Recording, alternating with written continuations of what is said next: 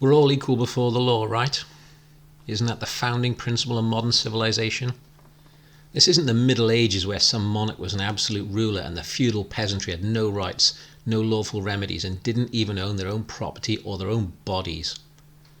Well, maybe we've gone backwards, because while people on jogging machines in Liverpool are fined by armed police no less, while people in Victoria are arrested and dragged away by cops for walking with an Australian flag, and while salon owners in America are arrested for cutting people's hair, not everyone needs to fear the same punishment. Not everyone is subject to the same law. Some people seem to be immune from punishment. Who's that? Well, Neil Ferguson, he of the dodgy dossier of predictions, Mr. 500,000 deaths, the man who started the panic, the man who provided the reason for the lockdowns. He famously ignored his own laws to see a woman across London. No criminal prosecution, no punishment. He's still taken seriously by select committees. What about Nazir Ali, a Labour MP who attended 2 large funerals? No criminal prosecution, no punishment. He's still an MP. Dominic Cummings went to Durham at least twice during lockdown. Ordinary people aren't allowed to do that. No criminal prosecution, no punishment. He's still the Prime Minister's chief advisor. Rosie Duffield, a Labour MP, breached lockdown rules to see her married boyfriend. But don't worry, they observed the 2-metre rule at all times. She said so, it must be true. They went for a 5-hour walk, the way you do. So for the breach she admits to, no criminal prosecution, no punishment. She's still MP. And by the way, someone else's husband, love, is just tacky. I couldn't find out whether he has kids or not, but if he does, for God's sake, love, keep your knickers on. And what about Catherine Calderwood, the former Scots chief medical officer? She ignored her own advice on 2 successive weekends. No criminal prosecution. Still in Scotland, Margaret Ferrier, an SNP MP who broke lockdown rules. No criminal prosecution, no punishment. She's still an MP. Jeremy Corbyn, former Labour leader, breached the rule of 6 at a dinner party. No criminal prosecution, no punishment. He's still an MP.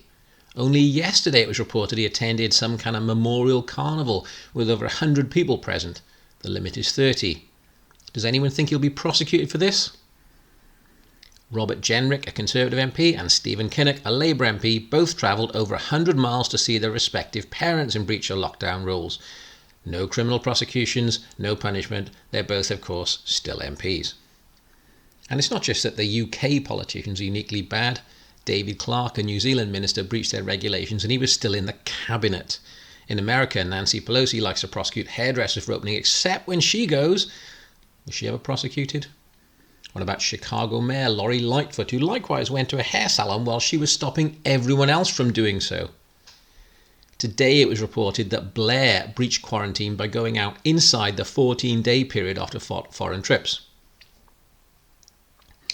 His truthful and definitely not lying greasy scumbag spokesman said he was exempt, and in a sense that's true.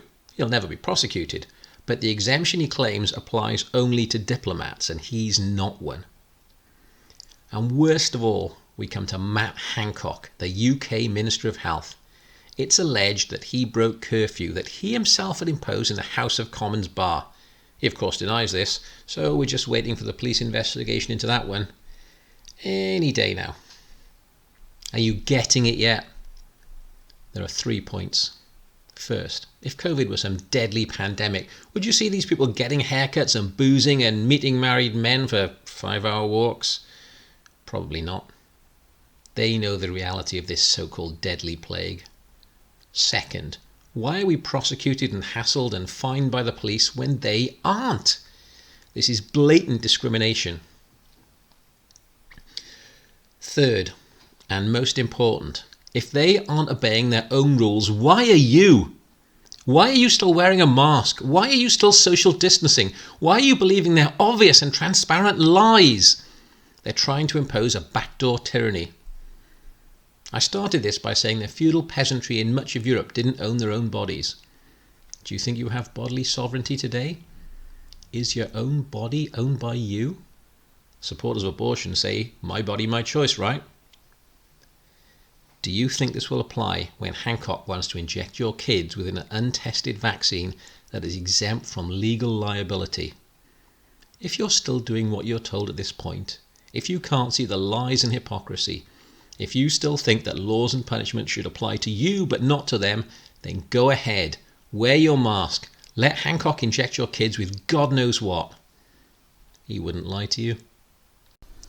If you like this, please like, recommend and subscribe.